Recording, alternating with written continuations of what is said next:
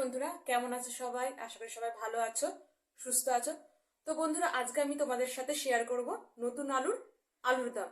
তো চলো যাওয়া যাক। দেখো বন্ধুরা, আলুর দমের জন্য আলু আমি সেদ্ধ করে রেখেছি, আর এই যে মটরশুঁটি ছাড়ানো আছে।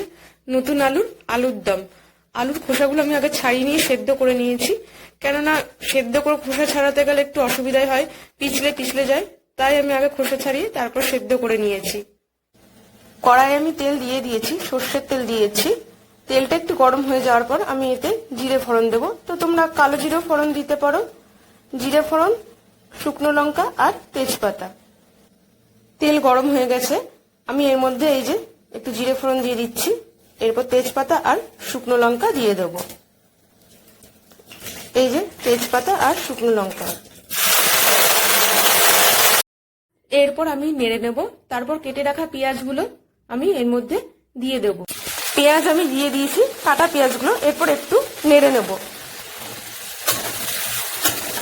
অল্প ভেজে নিয়ে এরপর সেদ্ধ আলুটা দিয়ে দেব।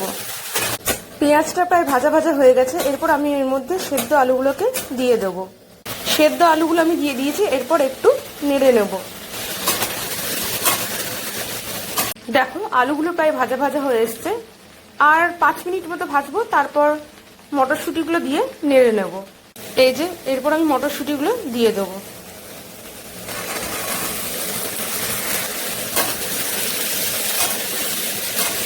দেখো, আলু আর মটরশুঁটিগুলো ভাজা হয়ে গেছে।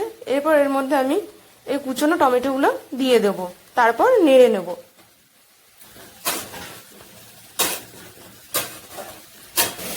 এরপর আমি এর মধ্যে মশলা দিয়ে দেব। এই যে দেখো বন্ধুরা, মশলা আমি দিয়ে দিয়েছি, এরপর আমি নেড়ে নেবো। তো তোমাদের বলে দিই মশলা আমি কি কি দিয়েছি। পেঁয়াজ কুচিয়ে দিয়েছি, আদা বাটা, রসুন বাটা, জিরে গুঁড়ো, ধনে গুঁড়ো, গরম মশলা, সয়া সস, আর ওর মধ্যে আমি হলুদ গুঁড়ো আর নুন দিয়ে দিয়েছি।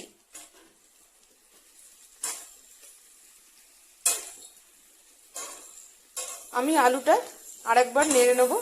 মশলা প্রায় কষা হয়ে গেছে, আর 5 মিনিট মতো কষতে হবে। মশলা কষা হয়ে গেছে, এরপর আমি এর মধ্যে জল দিয়ে দেবো, তারপর ঢেকে দেবো।